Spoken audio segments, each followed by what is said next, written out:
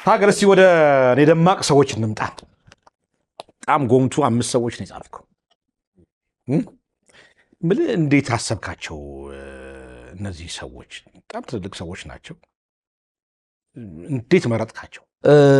ከጓደኞች ጋር ከስነ ጽሁፍ ሰዎች ጋር ታወራለህ እና እንዳለ ጌታ ከበደ የሚለው አለ አንተ የዛኛው ትውልድና የዚህኛው ትውልድ ድልድይ ነህ፣ ከኛም ጋር ነህ፣ እነኛንም ታውቃቸዋለህ፣ እስቲ ንገረን ይለኛል።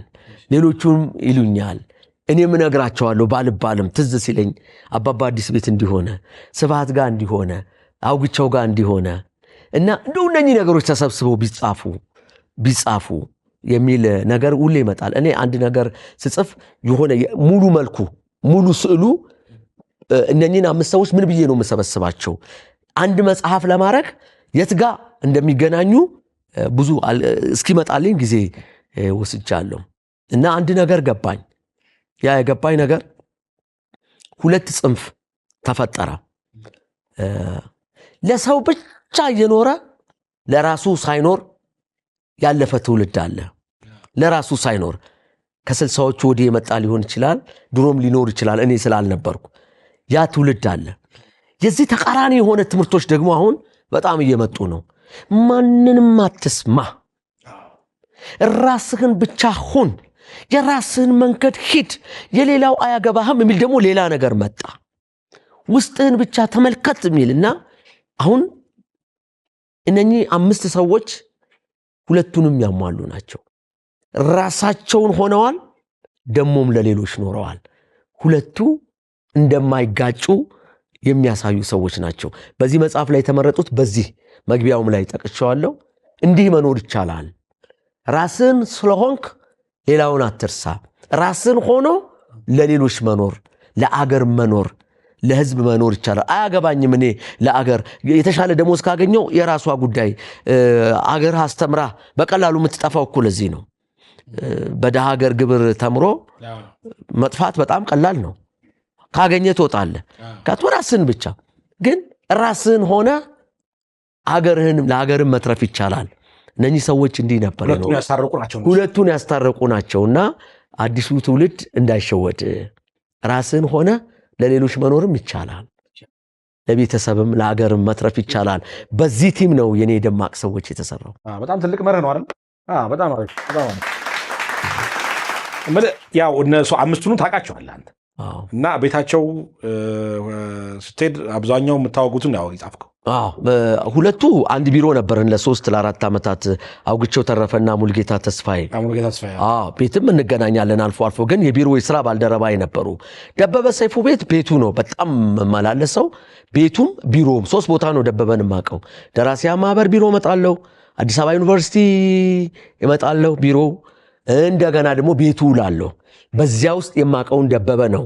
ሰብአዊውን ደበበ፣ ሰውየው ደበበን ሁሉንም ስታይ ስለ ስራቸው ብዙ ሀያሲያን ብዙ ሊጽፉ ይችላሉ። ግን እንደ ሰው ምን አይነት ሰዎች ናቸው?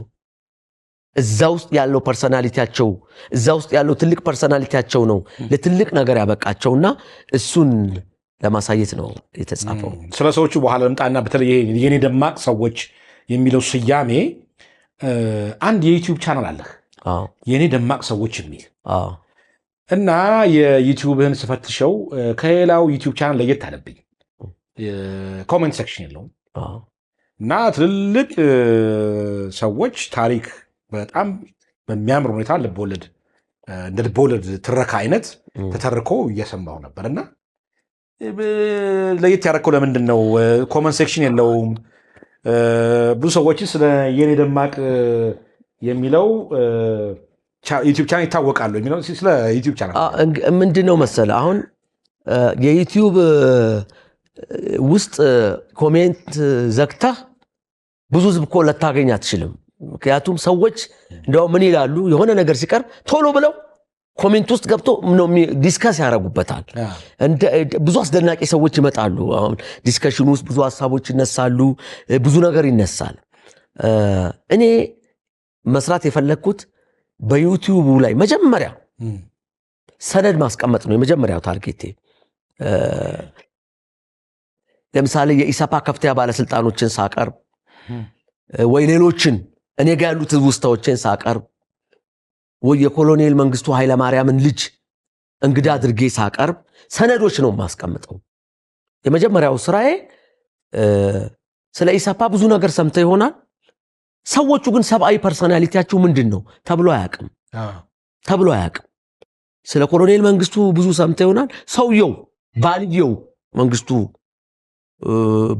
ኮሎኔል መንግስቱ፣ አባትየው ኮሎኔል መንግስቱ፣ ጓደኛየው ኮሎኔል መንግስቱ ምን ይመስላሉ? እንደዚህ ያለው ትዳራቸው የከፍተኛ ባለስልጣኖች ሌተናል ጄኔራል ሐዲስ ተድላ እንደ ባል ምንድናቸው?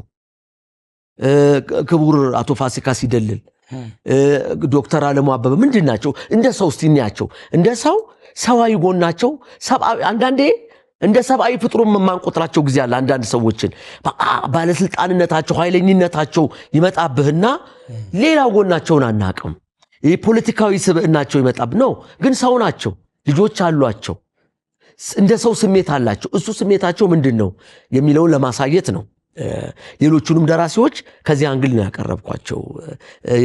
ሁሉንም ሳቀርብ አሁን ለምንድነው ኮሜንት ሴክሽን ይዘጋው? ልነግርህ ነው። እሱን ላመጣልህ ነው። ይሄ ዶክመንት ነው ለማስቀምጠው። መጀመሪያ ስሰራ አስቤ ነው የገባሁት። በዩቲዩብ ውስጥ ላይብረሪ መስራት ነው የፈለኩት። ቤተ መጻሕፍት፣ የዩቲዩብ ቤተ መጻሕፍት። አንድ ሰው ቤተ መጻሕፍት ውስጥ ሲገባ አይወያይም። ትገባለህ፣ ታነባለህ፣ ከወደድከው ማንበብን ትቀጥላለህ፣ ካልወደድክ ወይም ከደከመ ዘግተህ ትወጣለህ። ከዚያ ስላነበብከው ታሰላስላለህ እንጂ አትመላለስም። ገብተህ አትጠይቅም። እንዴት ማንበብ አትልም። ስለዚህ እኔ ይሄ አንደኛው እሱ ነው፣ ላይብረሪ መስራት ነው። ላይብረሪው ለምን አስፈለገ ካልከኝ በከፍተኛ ደረጃ የመጽሐፍ ዋጋ እየተወደደ መጥቷል። መጽሐፍትን የሚገዛው ሰው እየከበደው መጥቷል። ስለዚህ ምንድነው መጽሐፍን ነው የምተርክለት። ስለዚህ መጽሐያውን ከዛ ትረካ ላይ ነው ወደ መጽሐፍ የተለወጠው መግዛት ለሚችሉት። አብዛኛው ሰው ግን መግዛት ላይ ይችላል። ስለዚህ ተርክለታለሁ፣ መረጃ ደግሞ አስቀምጣለሁ። ደበበ ሰይፉ ላይ ጥናት ማድረግ የሚፈልግ ሰው የትም ያልተሰሙ የደበበ ታሪኮች እዛ ቦታ ታገኛለህ። አልደግምም ታሪክ። ስለ ስብሐት ገብረ እግዚአብሔር በጣም ቆንጆ አድርጎ ዘነበ ወላ ጽፏል።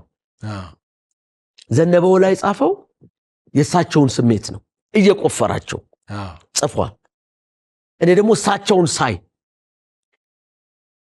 ሌሎች ሲያዩዋቸው ነው። እሱ እድል ሰጣቸው። በቃ የሚገርም ስራ ሰርቷል። ማስታወሻ ላይ ምንም የማትተካው በቃ ማንም እንከን የማይወጣለት ስራ ሰርቷል። ምክንያቱም የስብሐት ገብረ እግዚአብሔርን ድምፅ ነው እዛ የምትሰማው። እኔ ደግሞ እዚህ መጽሐፍ ላይ የምሰራው በአብዛኛው በሌሎች አይን ስብሐት ምን ይመስላሉ የሚለውን እና በኔም አይን ጨምሮ ነው እና ሰነድ ማስቀመጥ ነው ዋናው ግቤ። ስለዚህ በዛ መልክ የተሰራ ነው። ስለዚህ እየገባ ሄዶ አንብቦ ይውጣ። አንብቦ ይውጣ። አሁን ምንድነው ሰዎች ግራ የሚገባቸው የላይብረሪ ተጠቃሚና የዩቲዩብ ተጠቃሚ ብዙ አይደለም። ስለዚህ በላይብረሪ መንፈስ ነው የተዘጋጀው።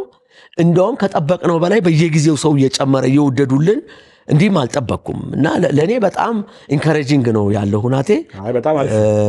በዚህ አጋጣሚ ይሄን ነገር ትውልድ ላይ ለውጥ ያመጣል። ለትውልዱ ሄሮዎች መፍጠር ነው። ሄሮ እያጣን ነው። ሁሉን ይሰድባል። እኔ ላይ የሚቀርቡ ሰዎች ማንም እንዲሰድባቸው እድል አልሰጥም። ኮሜንቱ ዝግ ነው። ከነሱ መማር የሚፈልግ ብቻ ገብቶ ይማራል እና ይህንን ዓላማዬን ተረድቶልኝ ሚድሮክ ኢንቨስትመንት ግሩፕ ስፖንሰር ስላደረገኝ በዚህ ፕሮግራም ተጠቃሚ በሆነው በአዲሱ ትውልድ ስም አመስግንልኝ።